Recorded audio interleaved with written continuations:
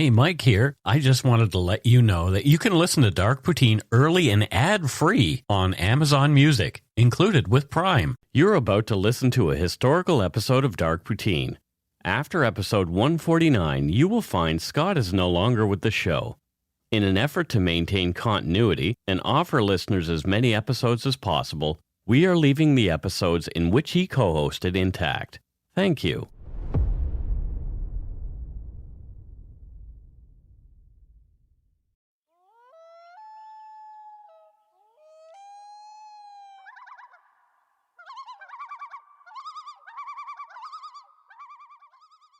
Welcome to Dark Poutine. I'm Mike Brown, creator and host. With me as usual is my good friend and co-host Scott Hemingway. Say hello, Scott.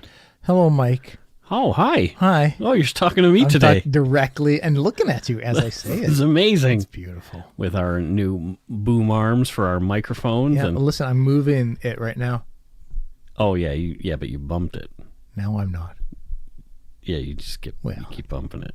The point is, it's silent. It's silent. Unless I'm touching it. The views, information, and opinions expressed during the Dark Poutine podcast are solely those of the producer and do not necessarily represent those of CuriousCast, its affiliate Global News, nor their parent company, Chorus Entertainment. Dark Poutine is not for the faint of heart or squeamish. Listener discretion is strongly advised. We're not experts on the topics we present, nor are we journalists. We're two ordinary Canadians chatting about crime and the dark side of history. Let's get to it. Put on your toque, grab yourself a double-double and a Nanaimo bar. It's time to scarf down some Dark Poutine.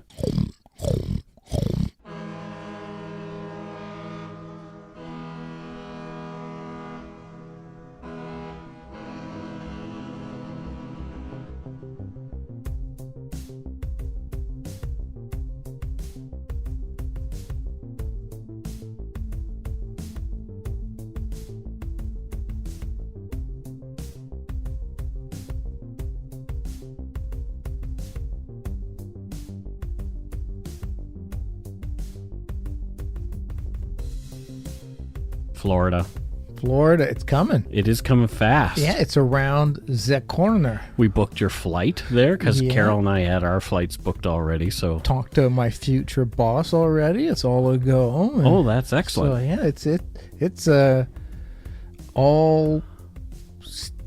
I don't know what I'm trying to say, but it was an expression that's used a lot.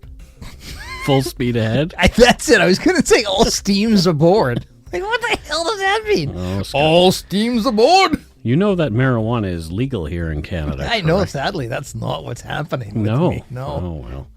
All steams aboard. So if you're going to go to CrimeCon and you don't have your tickets yet, it happens between May 1st and May 3rd, 2020 in Orlando, Florida. That's right. And you can get 10% off your ticket purchase if you use Poutine 2020 at checkout, and I don't see why you wouldn't. Why not? Like, you're already going to spend money to come and hang out with us. Why not spend less? Exactly. That's pretty. It's a win-win. It's pretty much science. This is really bad economic science. Maybe it's better than what's going on with the economy right now. Let's not even talk about that. Yeah. Oh, yeah. Come hang out with us in our Facebook group, The Yumber Yard. Just search for The Yumber Yard or Dark Poutine in groups. Come join us. Yeah, hang out with us. And don't be a dildo. And guess what? We can call ourselves an award-winning show now. I know. Two time. Twice. In the same award place. Oh, boy. I know. So we won 2 Canadian Podcast Awards, one in the category of Outstanding True Crime Series and another in Outstanding Documentary. Yeah. The competition was pretty tough in both categories, and we won out over shows that continue to inspire us and are excellent at what they do. Yeah, it's mind-blowing, especially when you see who you're up against and you're like, oh, wow. How did that happen? Jesus. I couldn't even vote. It's not like I padded. I'm voting for. I couldn't. No. Yeah. So we're honored just to be nominated at all, and we didn't expect to win. Let alone twice. We're seriously blown away. Yeah. Thanks to everyone who voted for us, and thanks to PodCamp Toronto for putting the event together. Absolutely. And we're also happy to see other Curious Cast shows winning as well. History of the 90s took home 2 awards in both the Outstanding Production and Outstanding Debut categories. Sweet. Well, good on them. Yeah, and the Super Awesome Science Show won an award as Outstanding Educational Series. Yep. But not a Curious Cast show, but no less awesome. Our friends Jeff and Daniel of the Fear of Science podcast won in the science category. Which was awesome. I just spent so much time hanging out with them at the Fan Expo, and so it was so great to see like a week later that they're also winners. They're such good guys. They Great are show. a couple of excellent eggs. Great show. I was able to vote, and I did vote for them. Oh, good. Of course I did. Yeah, good. Yeah, maybe next year I can vote. Maybe, I don't know. Yeah, they said you weren't, they couldn't prove you were part of this podcast. Yeah, they said you might want to, like, their helpful tips were make sure that you're listed on the show website, that you're on this. I'm just like, you didn't even. All of those things were present, You by didn't the way. Google my No. name? Like, but whatever. We won. Congratulations to all the winners and nominees in every category. Ain't it nice to see hard work pay off? It really is. So enough of that. Let's get on with the show. Due to the province's small size and close-knit communities, when anyone is murdered in Nova Scotia, it's big news. When the murder victim is a pretty female off-duty police officer, the amount of media attention and public interest in the case is off the charts. I would imagine so. When Truro police constable and former volunteer firefighter Catherine Campbell was found dead under a Halifax bridge after she had been missing for a few days, the story just blew up. Jeez. This is episode 114, the murder of Constable Catherine Campbell. Sex, lies, and surveillance video. Oh, well, sounds riveting. We recently covered the death of another police officer, but this is much different. Constable Davidson from Abbotsford died on duty and was murdered by a stranger. Yep. Catherine Campbell's story is quite different, but her death was no less a loss to her community, friends, and family. Just wasn't on duty. Exactly. Okay, fascinating. All right.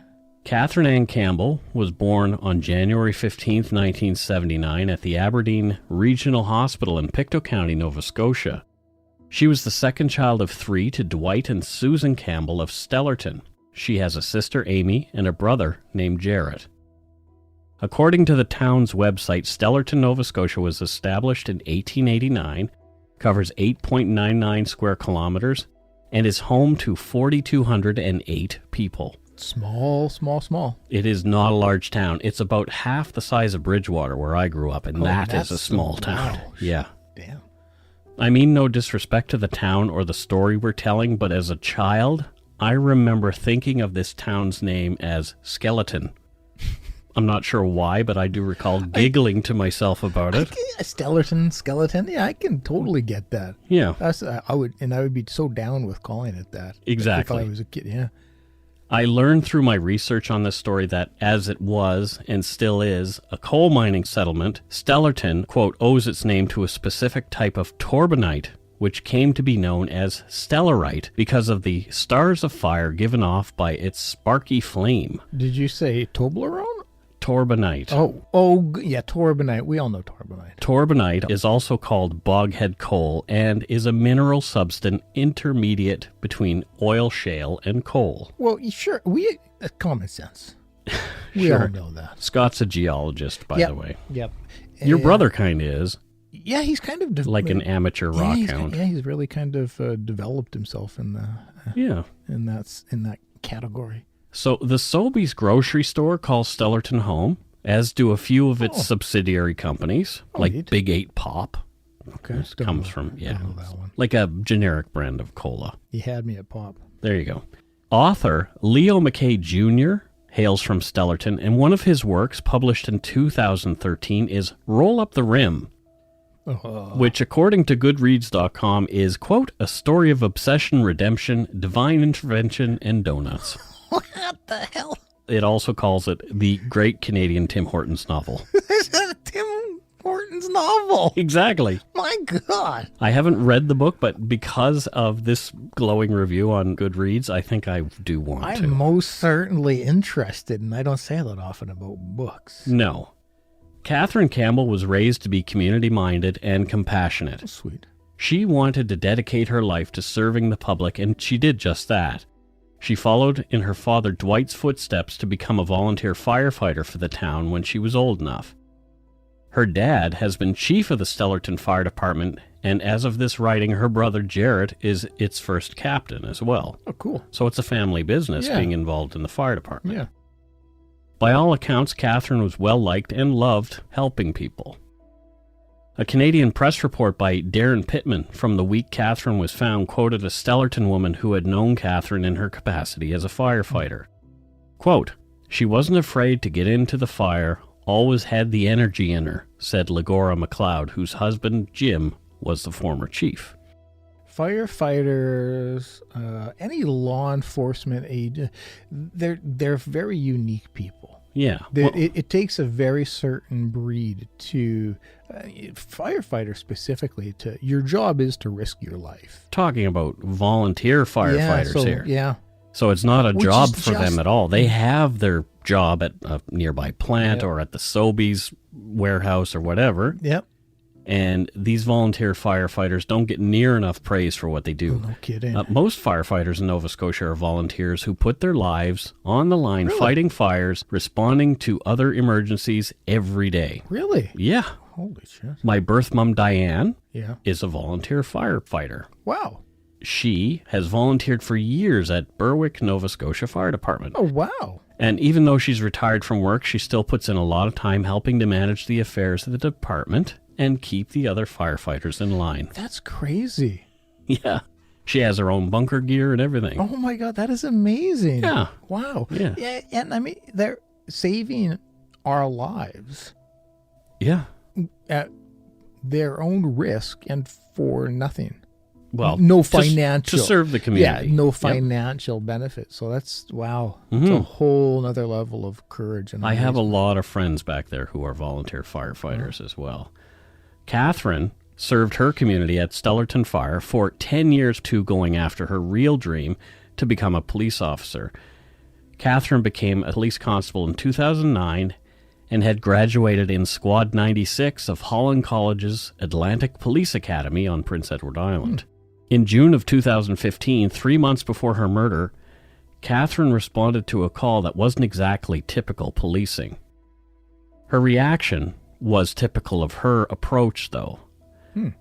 From the Truro Police Department's Facebook page, quote, "Today, Truro Police Service received a call of a bird stuck in a tree and wrapped in fishing line at the Kiwanis Pond. Truro Fire was also dispatched. Constable Campbell arrived on scene and noticed the bird to be in distress. She made the quick decision and climbed the tree and successfully rescued the bird. The bird is a belted kingfisher who was fishing when he became tangled in a discarded fishing line. I was going to ask. He is now at the rehab center being checked out and will be released as soon as he is able to fly," end quote. And we've got a picture of Catherine Campbell up the tree. Perched in a tree. Now, I'll post it on darkpoutine.com in the show notes, but the picture is kind of interesting. There's a few pictures of the bird, but here's this one of Constable Campbell high up in the pine tree, mostly obscured by branches as she worked her way toward the wounded bird. Wow. Kind of cool. Yeah, very cool. I was going to ask, because I'm glad you mentioned, like, how the hell does a bird get caught in fishing line? But you explained it, Mike. Well, kingfishers are, in their name, they are fisher birds. Yeah. Yeah, Well, so, and which helps explain exactly. the confusion I had. In another post on their Facebook page, Truro Police Service referenced an email that they'd received from a grateful resident who had been positively impacted by Catherine Campbell's compassionate and thoughtful approach to policing. Again, here we have another police officer who was a good example of what a good police officer was. Yep. Here's the bulk of what the grateful Stellarton resident said. Quote, "Near the end of February, I had a hit-and-run accident. 2 guys had stolen a car in Cape Breton and were heading out of Truro very fast. I don't remember the accident with the exception of the aftermath, but they hit my car and I was spun around, airbags deployed. I had no idea what the hell they were when I lifted my head. Making a long story short, it was a 4-alarm accident. Police cars, ambulance, and fire trucks. To come to the point, it was dear Catherine Campbell who was my angel that day. She was so amazing at helping me and got me out of the car and was so comforting. She also called me the next day to see how I was. Guess she knew it had been harder on me than I thought. She also helped me with my insurance, whom was being a real pain to deal with. She set them straight, and I was so appreciative. I told her that day of the accident. I had thanked her so much, and I said to her, Catherine, I'm so glad you became a police officer. You were ordered for the job. She told me she appreciated the compliment so much, as she said, we rarely get told so. Yeah. I'll never forget her, end quote. Yeah, they're thankless jobs. It's a job where your mistakes are so highlighted. Yeah. You have one bad moment. Well, there are bad apples. Oh, without a doubt, there are. But I mean, it's you have one bad day. Somebody puts it on the phone where you might have like told somebody, "Oh, just piss off" or something, and suddenly it's so you get beat on a lot. For sure. And especially those few bad apples create a lot of hate. Definitely. Towards the great ones such as her. Catherine had moved to Dartmouth, Nova Scotia in the months prior to her death and was commuting to her policing job just over an hour away north via the 102 highway. It's a pretty quick highway, I imagine traffic out there is not so crazy. Well, it's kind of nuts depending on the time of day. I mean, it's like any place. If everybody's trying to get to the same place at the same time, it's going to be busy. I feel like there's often 4,500 cars just on the road I'm on. That's what it feels like. Commuting to work, and so the population is like 4,500. Yeah, but she's coming from Dartmouth, which is a city. Oh, okay, that's it, yeah. Catherine's longtime friend Leanne Gordon had spoken to her by telephone in the week before the constable went missing. The two planned to meet up while Ms. Gordon was visiting Dartmouth that weekend. Ms. Gordon wanted to firm up details and plan the meetup late in the week and texted Catherine. Catherine never responded. That was very much unlike her. Okay, yeah. When Catherine did not show up for her next shift, her friend and co-worker, dispatch supervisor Aaron Adams, was worried. Catherine was never late and was hyper-responsible. She would have called if something was preventing her from being at work. Ms. Adams called Halifax Regional Police and requested a welfare check on Catherine at her Dartmouth apartment. HRP Constable Stuart McCulley was the officer who took on the welfare check. Catherine was not at her apartment, nor were her purse or other belongings that she would have taken with her as her everyday carry items. McCulley also obtained surveillance video footage showing both Catherine Campbell and her vehicle at the Windmill Road complex on September 10, 2015. It was erroneously believed at first that this was the last time she had been seen. Okay. When news broke on September 14th that a female Truro police constable was missing, this was the information that was presented. Okay. More was revealed later on, but not before a grisly discovery was made by officers belonging to the Central Quick Response Unit of Halifax Regional Police. They had more information that they were keeping under wraps. It was obtained by way of witnesses and other surveillance footage, and it had led them to search a specific area in the north end of Halifax. Oh, wow, okay. Sounds like some very specific info. On September 15, 2015, underneath a ramp to the Angus L. MacDonald Bridge in a wooded area off North Road and Barrington Street, a female body was found. From a Global News report highlighting the timeline of events in this story filed by Natasha Pace. I used this story that Natasha Pace filed for a lot of the timeline of events. It was an excellent story. Oh, good. So here's a quote from that. Constable Adam Cole, a 12-year veteran of the Halifax Police, says he and his partner started to make their way along an embankment when he saw a large wooden box. Cole said he crawled along the embankment until he reached the box. Once he lifted it slightly, he could see hair. Oh, jeez. When Cole lifted up the box, he testified he could see a person with a tattoo on the back of the neck and a silver chain. So this has to be a large box then? Yeah. Okay. Yeah. Oh, like a crate almost. Yeah, exactly. Yeah, okay. Police photographed the woman's body where they'd found it, carefully trying to preserve evidence. From Natasha Pace's report, quote, The body was located on an embankment up against a rock wall, and police had a difficult time accessing it. They made special note of a, quote, firefighter's tattoo on the neck of the deceased woman. She was wearing a dress, but her underwear and bra were missing. Nearby, a green bin was found containing a garbage bag with a set of Mazda keys. These were later matched to Catherine Campbell's car. On the keychain was also a Good Life fitness tag, and the membership number was also later matched to Catherine Campbell. According to Halifax.ca, large-wheeled green bins are used for, quote, leaf and yard material collected curbside every second week. During the months of July, August, and September, the green cart collection is every week across the municipality. So I'm picturing our blue recycling bins of the same kind of size. And... It's a big wheeled bin. Oh. It's about 3.5 feet tall. Yeah, okay. By 2 feet by 2 feet. It's got two wheels and you on the back. Okay. Exactly. Yeah, I know what you're... Okay.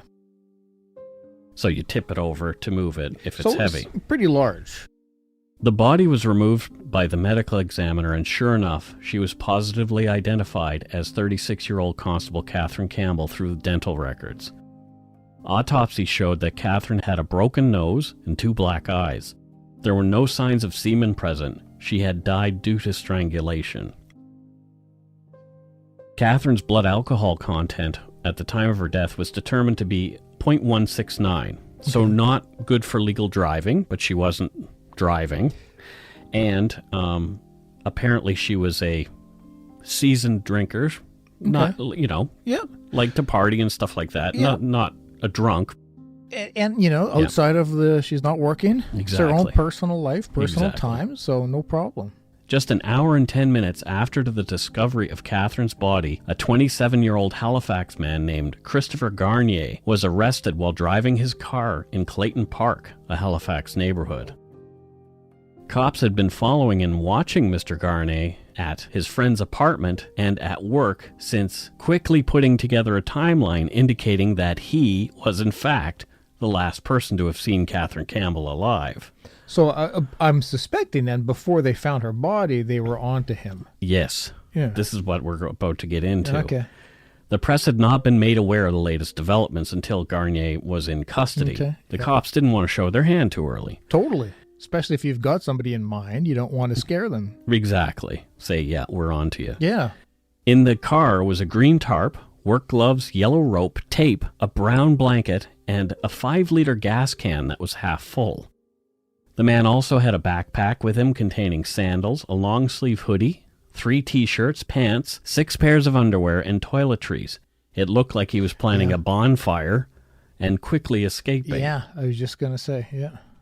Catherine's family, friends, and co-workers were stunned to hear that she was dead. Her father, Dwight, told Saltwire Network, quote, "She was a very light girl," he said. "She loved her job. She never missed a day. She was going to work in snowstorms and everything else." Yeah, very accountable and dedicated individual. A Canadian press report by Darren Pittman on Catherine's murder quoted one of the Truro police brass.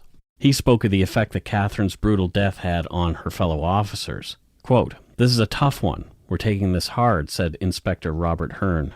"I supervise all the officers in patrol. Her sergeant had never said anything negative about her. If I could have 10 more Catherines on the service, I'd absolutely do it." Yeah. End quote. Yeah. And she was one of 36 officers, so it's a very small community policing service. Yeah, I really get the sense that she's just probably the top of the charts when it comes to officers there. Catherine had been looking forward to her days off that weekend and to seeing her pal Leanne, and now she was dead. What had happened? I can't wait to find out. Well, we'll continue the story after this quick break. If you're looking for a smoking gun, I can absolutely guarantee you will not find it. In October 2001, a series of letters filled with a deadly powder called anthrax were dropped into the U.S. mail system. What started as an unprecedented case turned into an unsettling mystery. Who sent these deadly letters? And why? From Campside Media and Sony Music Entertainment, I'm Josh Dean, and this is Cover Up Season 4, The Anthrax Threat. Available now.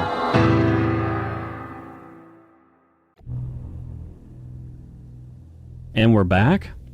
It was more surveillance video that had tipped off the police. Okay. Catherine was seen getting into a cab just after midnight on September 15th at her Windmill Road apartment. Okay, so she left her apartment, got into a cab. Yeah. Okay. In fact, as cops followed leads from one place to another, surveillance video obtained from local businesses and residents told much of the story. It's really interesting. And we will be posting some of the surveillance video. Oh, wow. Okay. Yeah. Global News posted a lot of it on their websites, and we will share it with you folks. Yeah. A taxi driver named Terrence Little picked up Catherine Campbell. Even with 40 years of driving cab for Bob's Taxi, Little didn't miss a trick. A Global News report stated that, quote, Little said Campbell seemed normal and was not intoxicated when he dropped her off at the Halifax Ale House around 1 a.m. So a pub. Yeah. Okay. Yeah, it's a really nice pub. Bars in Halifax are open really late, and the ale house doesn't close until 3:30. Oh, wow.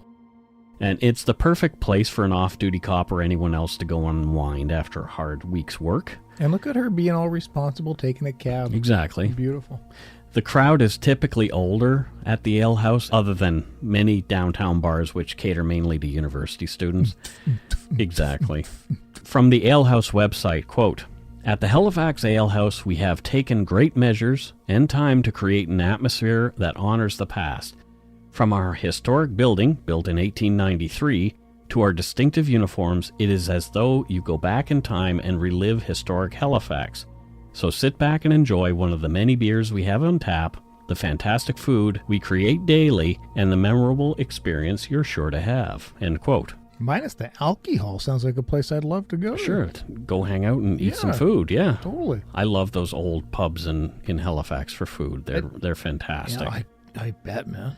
Surveillance video shows Catherine in the establishment with a well-built man who she'd met there. The pair can be seen flirting, dancing, embracing, and kissing each other passionately. Things apparently got so hot and heavy that the bar staff intervened more than once, asking them to take things down a notch. Yeah, you know, they're just having a good time. Live your life. Exactly. But it was the bartender who ID'd the man in the video as Christopher Garnier. He had once worked with Garnier at another job. Totally knows him. Between 3 and 3:30 a.m., the pair got into a yellow taxi and cabbed it to 5714 Macaulay Street, an apartment belonging to Garnier's friend. Garnier was staying with this guy, Mitchell DeVoe, because he and his girlfriend had just broken up, and he needed a place to crash.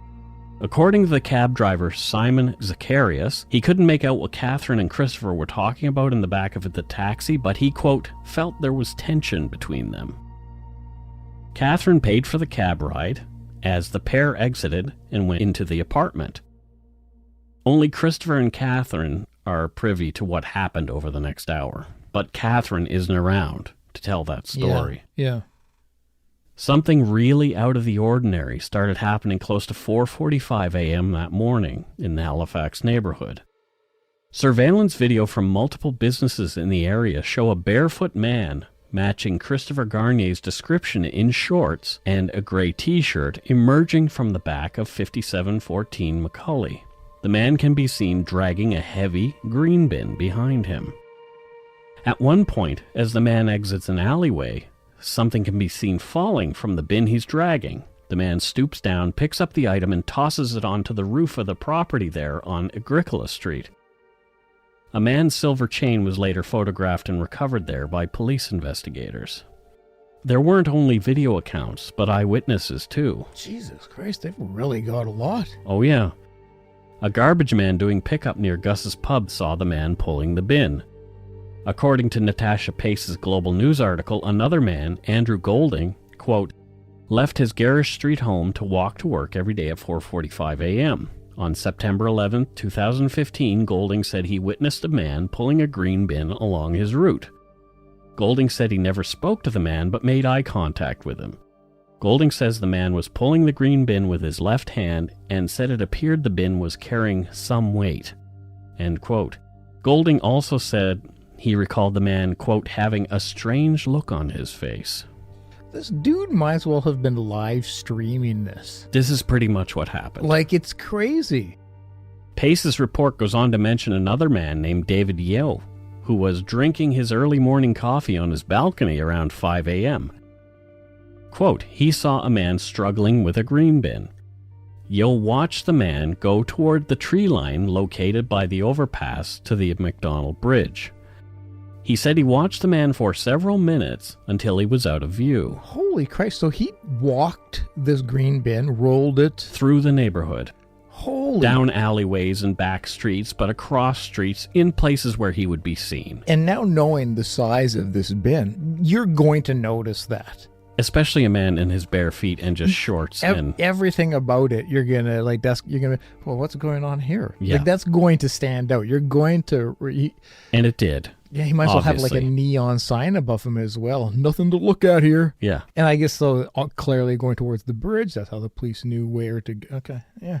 As I mentioned, a lot was going on for Christopher. He'd just broken up with his girlfriend. They were arguing. So they weren't, he wasn't sure if it was a permanent thing or what was going on. Needed a place to crash, so he's sleeping on Mitchell's couch. Yeah. He was also starting a new job that week at the sales department at K&D Pratt Group Incorporated. And that's an equipment distribution company in Halifax. He had also been a paramedic at one time. So this guy was having some struggles in his life at this time, which is one of those things that can be a precipitating factor prior to committing the type of crime that we are about to accuse him of. You often hear about with serial killers and whatnot. There was a relationship change, just lost a job. Like there's, these are pretty major events in people's Major lives. life events happening for this young gentleman who was stressed. After Garnier's arrest, police locked down Mitchell DeVoe's apartment as a crime scene. According to DeVoe, the mattress from the pull-out couch that Garnier was sleeping on had gone missing. Garnier had told DeVoe that he'd thrown up on it and disposed of it. I guess he said he was drunk and barfed on the mattress, so it's conveniently gone. Inside the apartment, police began seizing evidence. There was blood spatter on the TV, the stereo cabinet, speakers, a toolbox, on multiple spots on the floor inside the apartment, and one spot on the floor of the hallway leading out of the building. All of the blood evidence gathered matched samples of Catherine Campbell's blood. I don't want to spoil anything that may come, but DeVoe, he must have heard. No. DeVoe was out drinking. Oh, phew. Okay. He was out at the bars, and he hadn't come home. Yeah, because I was going to say, because for there to be blood splatter, for her to have a broken nose and two black eyes. I thought that too when I was researching, so I looked into it, and he had been out. He wasn't there. Because that would be quite loud, quite violent, and for sure hard to not hear. And so, it makes sense then if he's not there. According to court testimony, a computer was also seized containing searches about memory loss in relation to alcohol and the antidepressant Cipralex. Perhaps someone looking to cover for themselves? I would imagine so. I don't think he was legit. Oh, what just happened? Can I get memory loss from this? No, he's looking for excuses. Just minutes before Christopher Garnier's arrest, the cops following him noticed he seemed to be heading toward the site where he dumped Catherine. The officers were already there with her body and were doing their forensic stuff, and this guy is coming toward them and hasn't been arrested yet. So the officers trailing him radioed ahead to the forensics team working there, and they had to scramble to hide all their gear and turn out all the lights so as not to tip Christopher off that they'd found her body.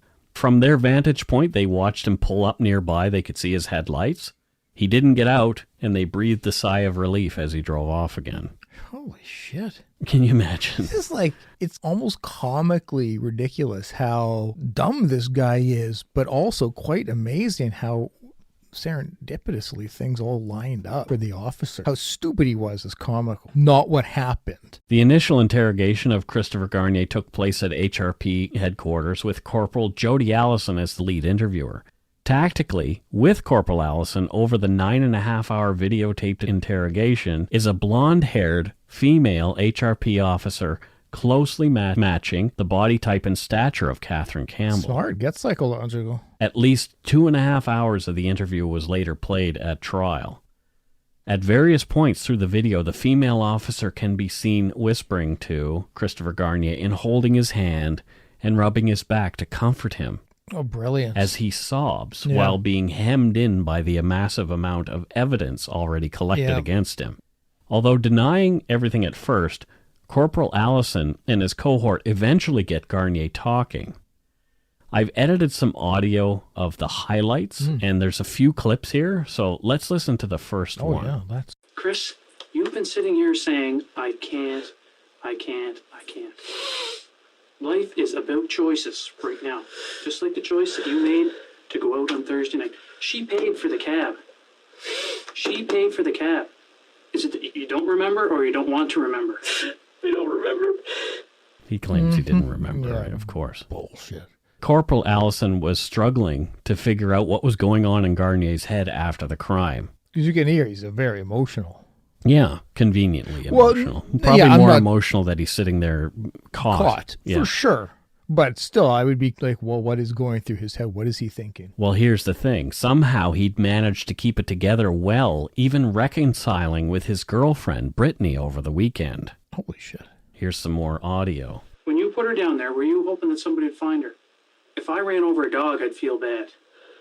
How can somebody do something like this and then all weekend you act normal, have sex with your girlfriend, go to your father's birthday party, and everybody says, oh no, you act like you like always. Jesus Christ. Yeah. So he reconciled with his girlfriend. They had sex together, or I guess that was known to the police, or he'd admitted to that, or... Or she's...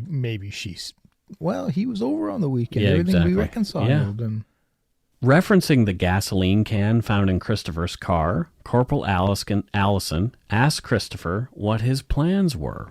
You were going to go and do something with her body. I don't know what I was going to do. Okay, well, the stuff you had in your car, what was that for? Well, I had my bag because I wasn't sure if I was going to leave or not. Right? What else? But the tarp and gas, it could have been for one or two things. Which were what? What did you have this for? You know what you had them for. You were going back down there to get her. I thought about it. Yes, you were. What were you going to do with the gasoline? If there hadn't been anybody around there, you would have went down and did that. I don't think I could have. I was going to go somewhere. I don't know where. I was going to use the tarp as like a shelter. Use the gas because the ground was wet. But that crossed my mind. So you're going to use the gas to dry the ground up, you mean? What? Well, to be able to burn wood, make Oh, fire. okay. Okay, I see what you mean. Yeah, he was going to burn things there. yeah. Next, Corporal Allison deftly tries to lead Christopher into talking about the murder, asking whether Catherine was alive when he put her into the green bin. Tell me that she wasn't still alive when she was put in that compost bin. Was she still alive when she was put in that compost bin? No. She didn't suffer in there? She didn't suffer when you threw her down over that bank? She was dead? How do you know she was dead? I think she was. How do you know that she wasn't alive? Wasn't moving. You're a paramedic. How do you know that she was not alive? She wasn't breathing. She wasn't breathing? Like, how do you know that? Did you get down? Did you feel close to her face? You know, because some people, you know, you're a paramedic. You can get down close to somebody, they might have faint breaths. When you put her in there, she wasn't alive. You 100%, you know that? You're telling me 100% that she wasn't alive? I think. And I know you're ashamed. Okay? I know you're ashamed. And I appreciate you not lying to me. Okay? I really do. What happened got to that point where she's going into a compost bin? Yeah, that's intense, eh? Yeah. To the other recording as well, when they were asking, were you going to burn her? And he was like, no, I couldn't do that to her. He said the kind of thought crossed my mind. But I couldn't do that. Yeah. I couldn't do that. I always find it fascinating how killers have weird moral guidelines and thresholds, because Yeah. it's like, oh, so killing her you can do. We heard that with Cruz Wellwood and his cohort. Yes. So murdering her, that you can do. That's in your scope of possibilities. But then burning the corpse, no. Yeah. I'm not that kind of guy. Yeah. Like, what the hell? Further into the interview, Garnier conveniently claims he couldn't remember much of what happened, like who approached who at the ale house or getting back to Mitch's place in the taxi. After a few minutes of silence, interrupted mostly by his own sobs, Garnier gives up a little bit of what happened during Catherine Campbell's last moments. Here's some more audio. Oh, boy. I remember her being on the bed, or the pull-out, and she was bleeding. I don't remember what happened. Where was she bleeding from? I think her nose. It was all over her face. That's how I know she wasn't alive when she went in the bin, because I could hear her take her last breaths. So he admitted to being there as she took her last breaths. Yeah, I just get so frustrated by that. I don't remember. All I can remember is her bleeding. No, I guarantee you remember every minute detail. That's not the kind of thing that you're just like, going to be able to forget. Yeah, exactly. We'll get into that even more later, and you'll be enraged by this. But good. As with many interrogations, once Garnier started talking, Corporal Allison had him write a letter about how he felt about what had happened. Garnier balked about reading it himself, so Corporal Allison reads it for him. Oh, God. This is going to be like, I'm not a bad person. If you don't feel comfortable reading it, I mean, it's your own words, but it's up to you. Well, can you read first and tell me if you think that's all right? Oh, yes, I will, yeah. I'll read it out loud, okay? I don't know where to start. I only hope this will give you some closure. I never wanted this to happen. I've always been a caring person, but this is my darkest moment. I don't expect you to forgive me for what happened, so I won't ask for your forgiveness. I do need you to know that I am so sorry this happened. If I could give my own life to get hers back, I would. I will carry this with me for the rest of my life. This is to his parents or loved ones? No, you wouldn't. No.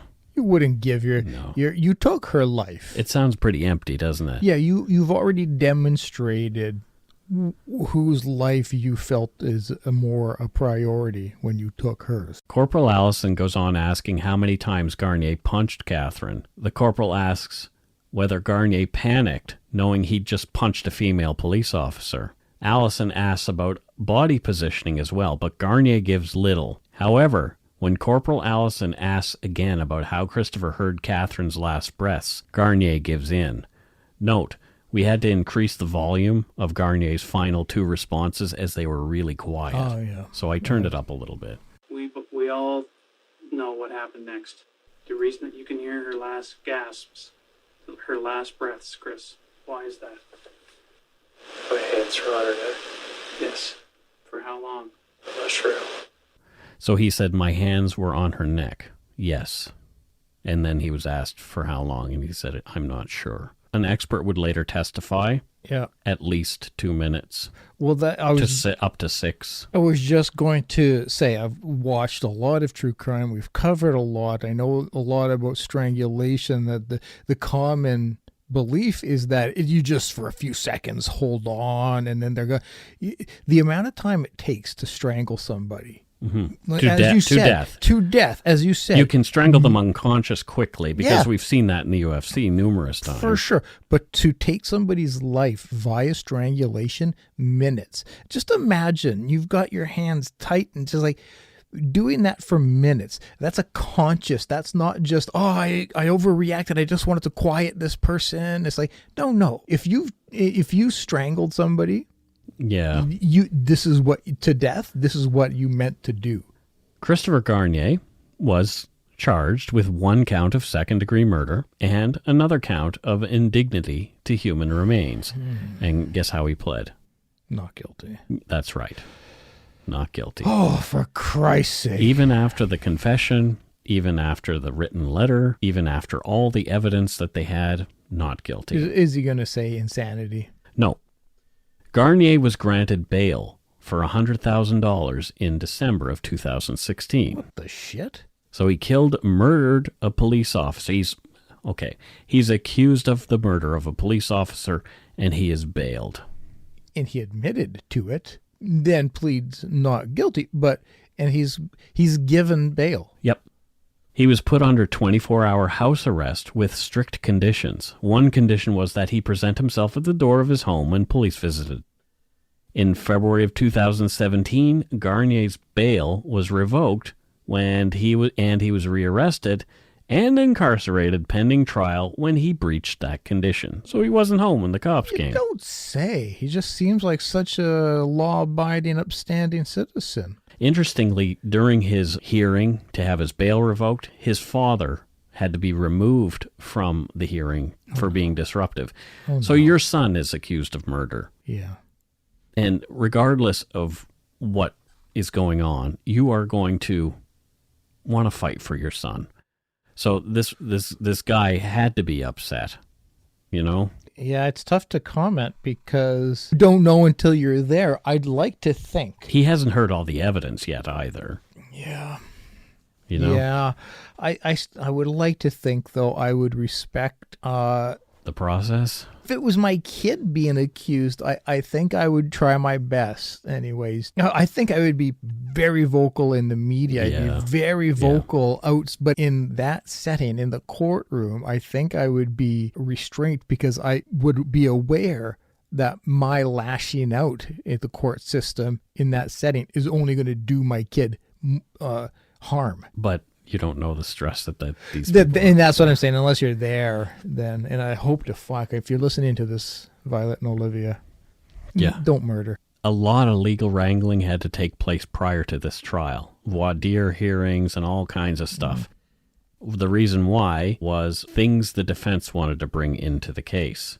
Oh, boy. And they were successful in their bid to allow some of Catherine Campbell's previous sexual history to be heard during the trial. Oh, I'm pissed already. They were going to present the old tried and true blame the victim / she was asking for it defense. Disgusting. I just watched, and this is why the whole choking and stuff, I had just watched the Preppy murder. Yeah. I remember when that happened. Yeah. And that was just like the pinnacle of blame the victim. Garnier, who was 30 at the time of his 5-week trial, was now claiming the confession he'd given police was just him telling them what they wanted to hear. Christopher's defense team painted Catherine Campbell as the aggressor, testifying in his own defense as the first witness in his defense in his trial. So he was the first? He was the first defense witness in his own trial. Jesus. He said that Catherine had asked him if he was into domination. He claimed to be unfamiliar with it. He knew what it was, but it wasn't his thing. He said she begged him for rough sex, and also that she wanted him to choke her. He said he did it for around 30 seconds in the hallway of the apartment, saying, quote, "If she resisted, I would have stopped," end quote. Yeah. He said they ended up on the sofa bed, where he held his arm on Catherine's neck and slapped her 3 times, quote, at her request. But he claimed he wasn't looking at her when he slapped her. From a Global News article posted by Natasha Pace, quote, "Shortly after that, Garnier said he felt blood on him and ran to the bathroom to get a towel. When he came back, Catherine hadn't moved. Garnier told the court that he grabbed Campbell's shoulders and shook her before hearing a gasp and moving back towards the doorway of the room. Garnier said he was panicked, his vision was blurry, he was sick to his stomach. He recalled folding the mattress from a pull-out couch and the pillars under the McDonald Bridge, but not placing Campbell in a green bin or disposing of the body," end quote. Bizarre. And that's just like, we're old people, Mike. Yeah. We've had a lot of life experiences. I forget things. And, you know, there's nothing, I think it's pretty easy to determine or to separate kink from assault. In my 46 years of life, that's never been a concern of mine of kink versus assault. Well, let's get into it a little more. The defense also called a BDSM expert to testify about sexual masochism, including asphyxophilia, which is requiring asphyxiation to obtain sexual release, as well as erotic asphyxiation. The expert testified that this behavior is typically practiced between 2 people who trust one another and are aware of how much the other person can take. It was surmised that alcohol and lack of knowledge of each other's anatomy led to Catherine's death accidentally. The defense also questioned why Catherine had not, quote, fought back and broken free. She was a trained police officer, after all. It was unclear whether Catherine had even received the training to break out of that particular type of choke. Garnier was also diagnosed with PTSD stemming from the actions he'd undertaken when killing and disposing of Catherine Campbell. Well, I mean, murdering can be pretty difficult on the murderer. Yeah. This, too, was part of the defense team's strategy to lessen Garnier's culpability for the murder. Oh, my God. So he's suffering post-traumatic stress disorder from a trauma that he caused. Yes. That's just tragic. In the end, Christopher Garnier was found guilty on both counts. Yeah.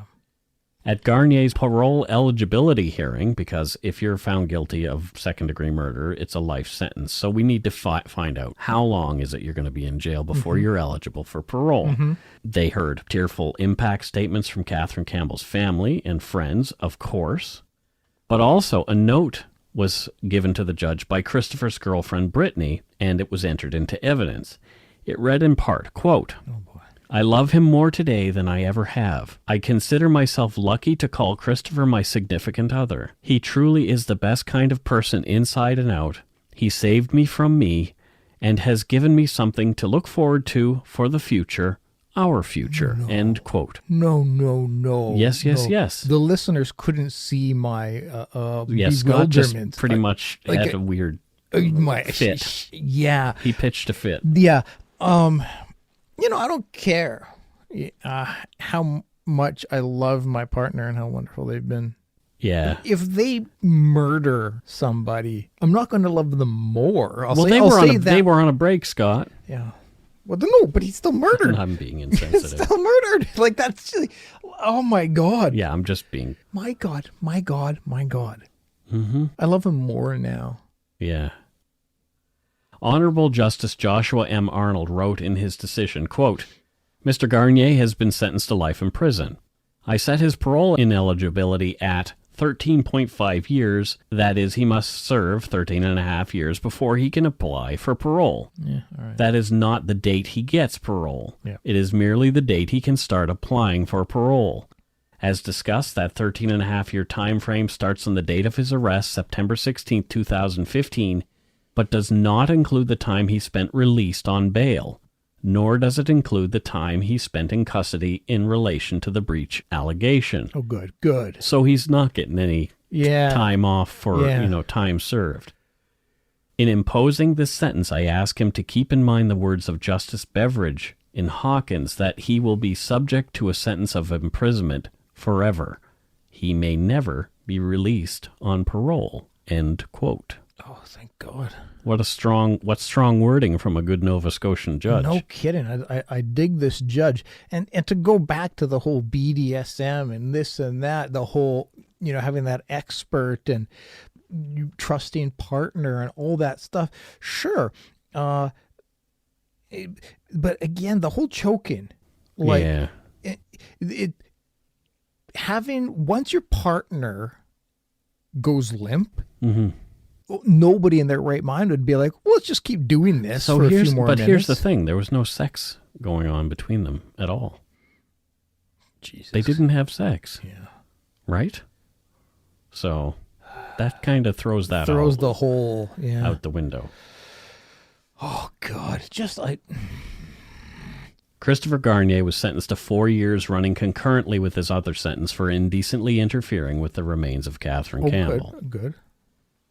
Somehow, taxpayers via the Veterans Affairs Department ended up paying for Christopher Garnier's PTSD treatment. What the fuck? His father was a veteran. Garnier had never served in the military himself. A furor around that fact was kicked up, and a Veterans Affairs rep told Global News, quote, Veterans Affairs does not take a criminal conviction into account when deciding what services to provide, end quote. Perhaps they will now. Holy shit. Yeah, that really looks bad on them. As a my taxpayer, God. I don't want to pay for this guy's rehabilitation. But at the same time, we are paying for it anyway in prison.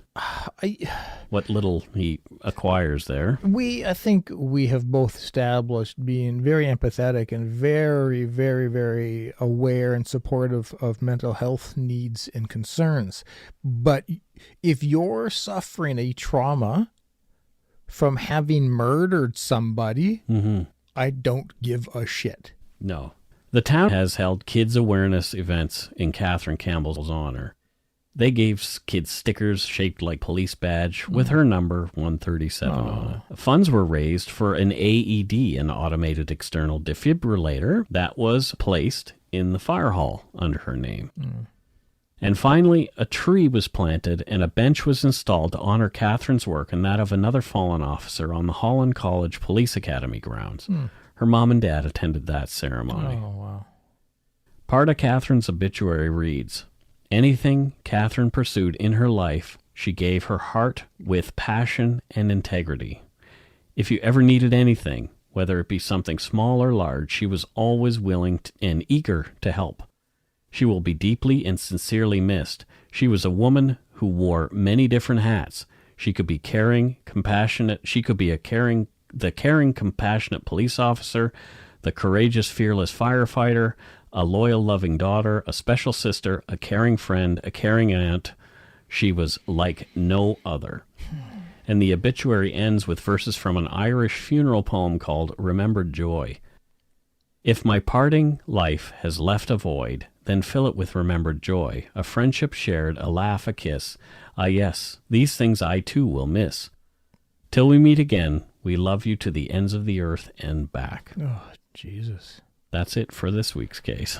Oh, I don't feel like thanking you. No. For like I'm raging mad. Yeah, that was another rough one. Yeah, I know it's a lot to expect from a murderer to show, to be contrite, to own up and just be honest about what happened for the sake of the surviving families and stuff. I know it's a lot to ask murderers to suddenly be decent people. I just want so badly for some dickhead like this to just end up being like, yeah, I fucking did this and I'm a terrible person. It doesn't, I did this. Here's what I did. I deserve whatever you give me. Yeah, I'm just going to shut up and take it. Yep. For the sake of the family, I'm going to plead guilty. Let's not put anybody through the. Well, I don't think we hear about those cases. I'm sure they happen. They do happen. I've watched a few through true crime stuff, but it's just it's like a double injustice to the families when it's like, no, you killed her. Yeah. And then you're just going to make them suffer more and not be accountable. And yeah, it's pretty disgusting. Well, let's lighten things up a little bit. Yeah, it's time for some voicemails. You can leave us one at 877-327-5786 or 1-877-DARK-PTN or 1-877-DARK-PTN.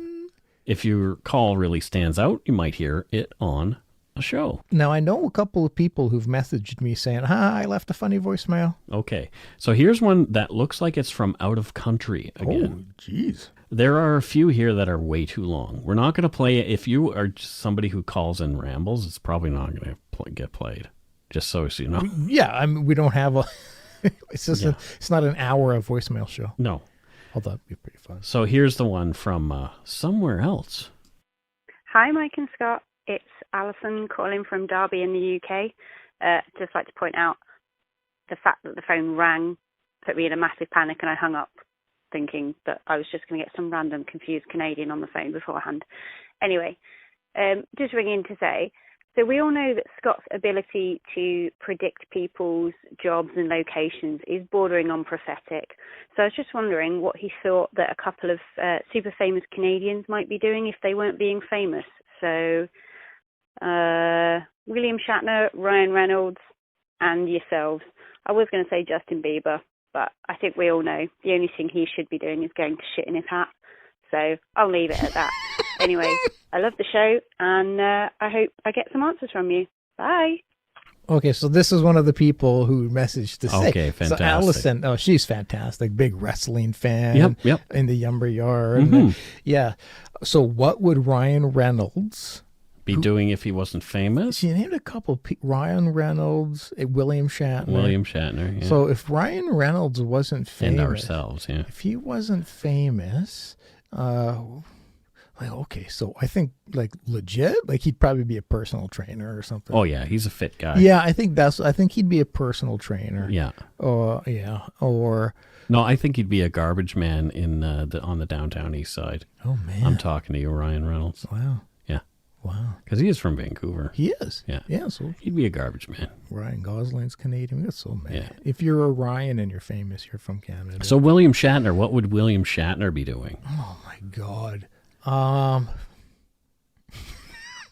Apparently not the nicest chap. Now.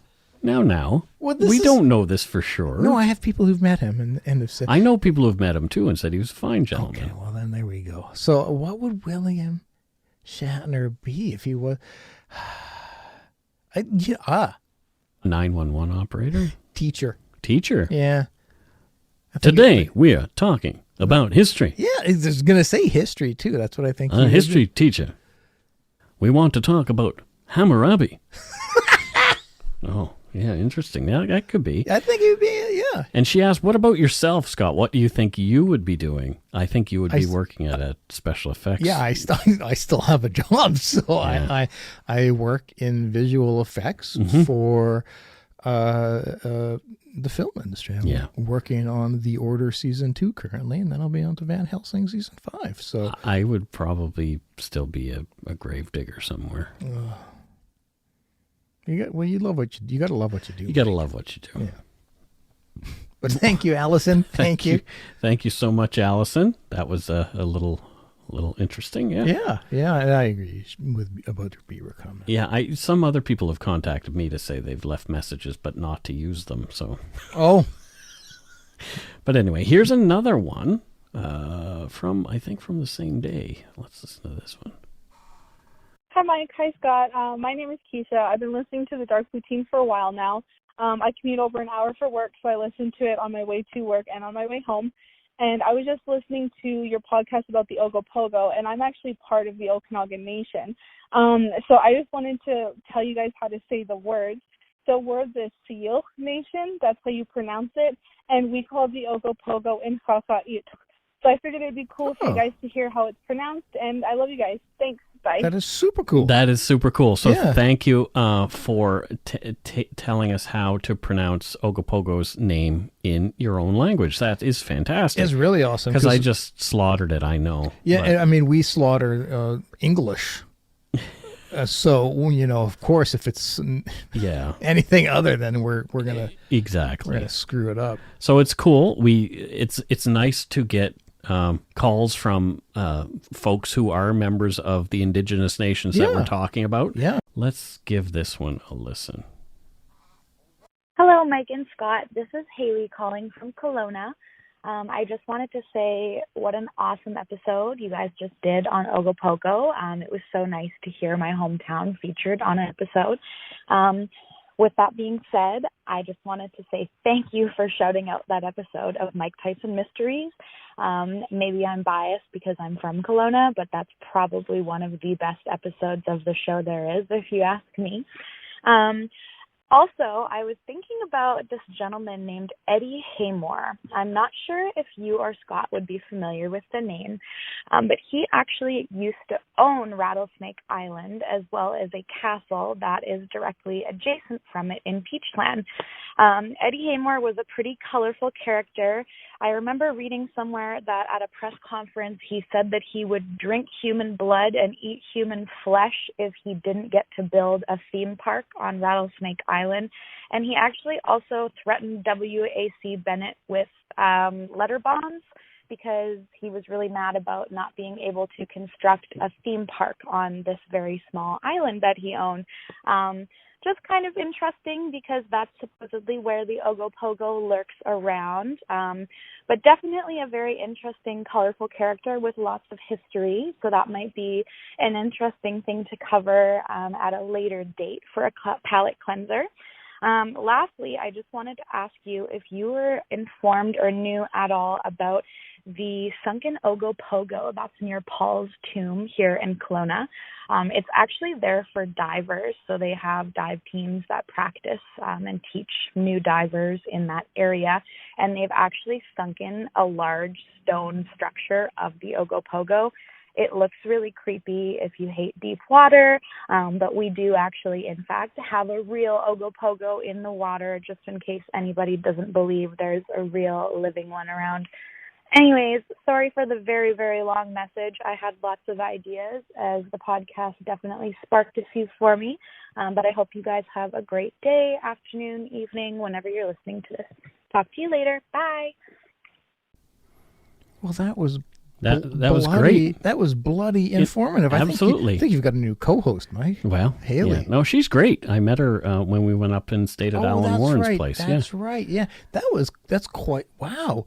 And thanks, Haley. So she messaged me and said, "I left this rambling voicemail." I got one. And I thought, okay. So I listened to it, and it's like, well, it's not really rambling. She actually gave us some good information. I ramble. I jump from point to point. Scott is the epitome of rambling. Yeah, like they're like one topic to the next with no segues. That was a clear we definitely understood delivery. what she was saying. Yeah, that was fantastic. Thanks, Haley. And castle, right? There's a castle and drink human blood. I want to go to said castle, Haley. Or is the castle accessible? Can public just go to said castle? Oh man, we need to know these things. I'm going to message her, ask her about castle. Yeah. Wow. Let's do it. All right. Whew. That's enough of the voicemails. Yeah. But there were some good. Those were again, great. We have the best listeners. Yeah. They send us some awesome voicemails, and we get to share them with you folks. So that's fantastic. Again, a reminder: our phone number is 1-877-327-5786 or 1-877-DARKPTN. Yeah, Darkptn. DARKPTN. Yeah. Yep. Fun. Yeah. It's time for Patreon shout-outs. Okay. All right. How about them apples? It's that time. We'll start with donut money first. Let's do that. Yeah. So first up, we have Renee Ilnicki. And Renee says, "Thank you, Mike and Scott. So glad I discovered your podcast. My goal as of 2019 is to learn more about the history of our world. Oh. Your podcasts are helping me achieve this, from the murder cases to the historical tragedies. I love the Remembrance Day episodes. Our veterans should never be forgotten." We agree. "Enjoy some donuts and tea or coffee on me, and keep up the fantastic work. I look forward to continued learning and laughing from you guys. P.S. Would love to take on my occupation and my place of residence." So love your take on that. Yeah, what was her name again? Her name is Renee Ilnicki. I love the name Renee. Where's Renee from? Renee. Let me guess where she's from. Oh, wow. Okay. I want to give it a try. Yeah, I'm excited. I'm excited to see if your prophetic skills are on par with mine. Oh my goodness, she's from Laos. Laos. Yeah. Interesting. That country really close to Vietnam. I do. What does she do in Laos, though, Scott? Well, you were so great at the name. I mean, maybe do you have any ideas? No, that's your job. Oh, shit. Yeah. I was trying to just pass. I know you were. God damn You don't want to do your work. When have I ever wanted to? I know. What does she? So she's in Laos. She is a bean sifter. Oh, she sifts beans in Laos. Yeah, there's different kinds of beans. Oh. Yep. And she sifts them. Okay. There's like this, it's kind of like this large ruler, but then it has different sizes. This is not. And so this is not a real thing. Yeah, it's totally a real thing. And so they come along a conveyor belt, and she just swipes the conveyor belt with this long ruler, and it separates. Or segregates the beans, and then they go into the proper bean slot. Yeah. Okay, so she's a bean separator. Yeah, exactly. Well, it's unionized. It's a good job. Well, I don't want to get into unions. Well, in Laos, it's important. Is your job unionized, your current one? No. Oh, no. Yeah, so you're not. So, anyway. Yeah. So a bean counter in Laos. Yep. That's fantastic. It is. Yeah. She's doing well there. Irene Briand, who sent us money last week, sent some more donut money. She said, "You guys rock. Keep up the awesome episodes." Oh, thank you. Heart and a little huggy dude. Oh, thanks, Irene. That's love. She's from Picture Butte, Alberta. That sounds beautiful, right? You can't have or picture. it's B-U-T-T. It could be T-T-E. It could be pronounced Picture Butt. I hope it is. I don't know. I'm giving up on. But if you have picture pronunciations, yeah, I think it's best now. If you have butt, or sorry, if you have picture or butt. If you have picture in the name, if you have pictures in your butt, if you have the butt picture, if you have picture in the name of your city, yeah, it's got to be a beautiful city. Like, it has to be picturesque. You would think that's why they named it, or unless it was named after like John Von Pitcher or something. It could be. So let's get into the Patreon, folks, here. Let's do it. First up, we have from Bailey, Colorado. Oh. Cheryl Lyon, and it's Lyon with a Y. Oh, cool. Yeah, so thank you, Cheryl. Thank you, Cheryl. I want to go to Colorado. So it looks very mountainy. I had when I was going to audio engineering school, one of my good buddies was from Colorado, and it just sounded great. He would always talk about it, and I always wanted to go there. Interesting. Mm-hmm. It is. I thought so. Next up, we have Martina Rosel, and she is from Columbus, Ohio. Oh.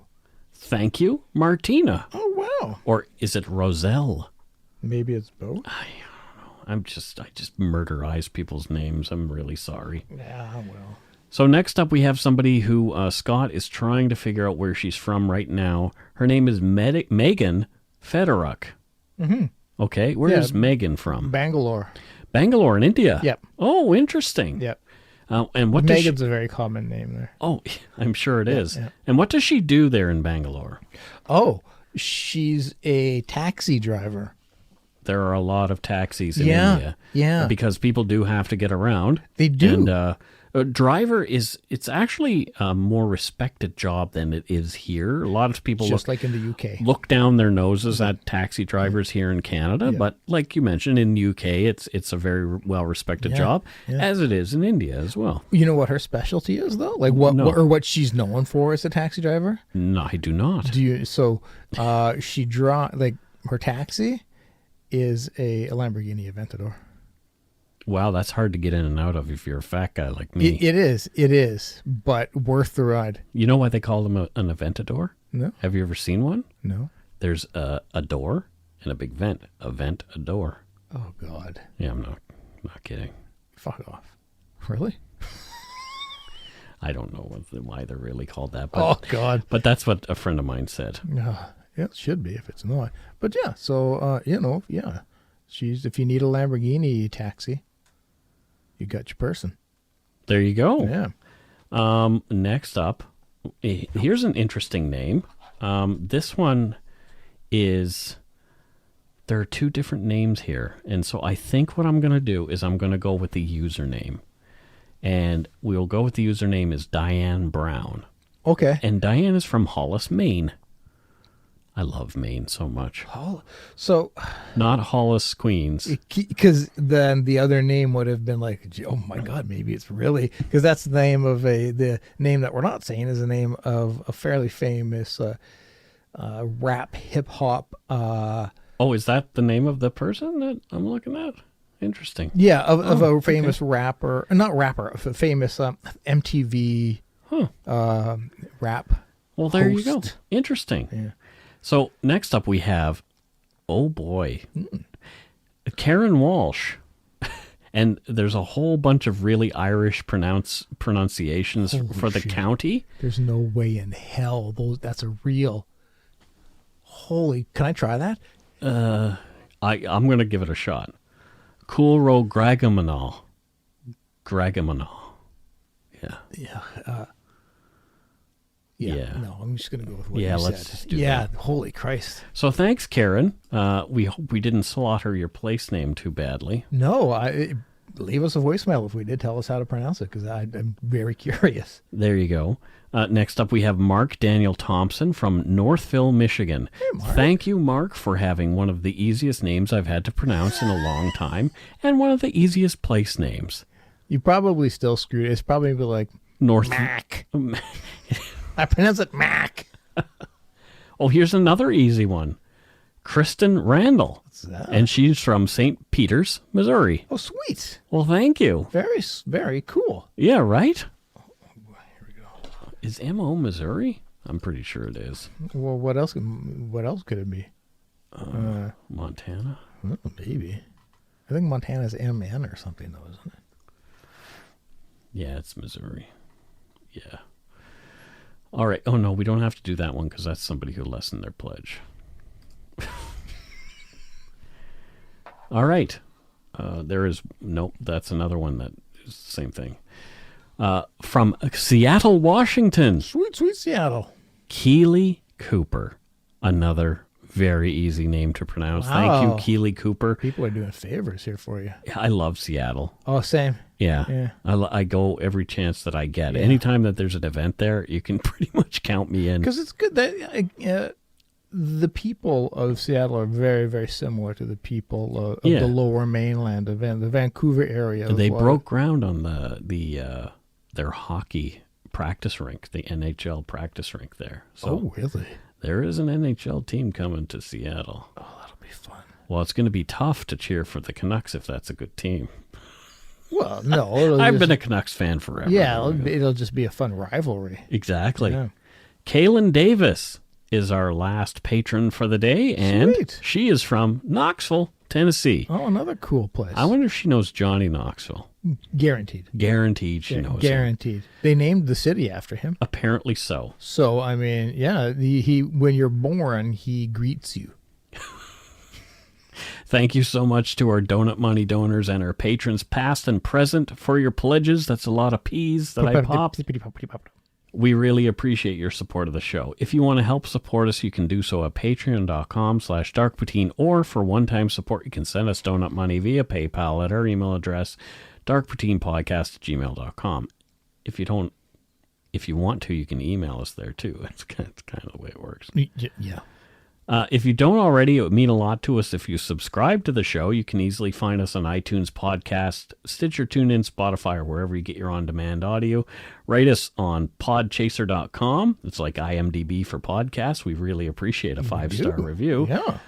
Check out our website, darkpoutine.com, for show notes and other cool stuff. I'll have all of the audio from all of the interviews, the interrogation on the site this week, so you can listen to a lot of sobbing and sighs and not much happening. I had to edit a lot. Yeah. Please give us a like or a follow on Facebook, Twitter, and Instagram. Just search for Dark Poutine. Most importantly, thank you for listening, and tell your friends about us. Word of mouth is a powerful thing. Until next week, don't forget to be a good egg and not a bad apple. Bye-bye, everybody. Chowder. Because Maine clam chowder. I love me some clam chowder. I hate it.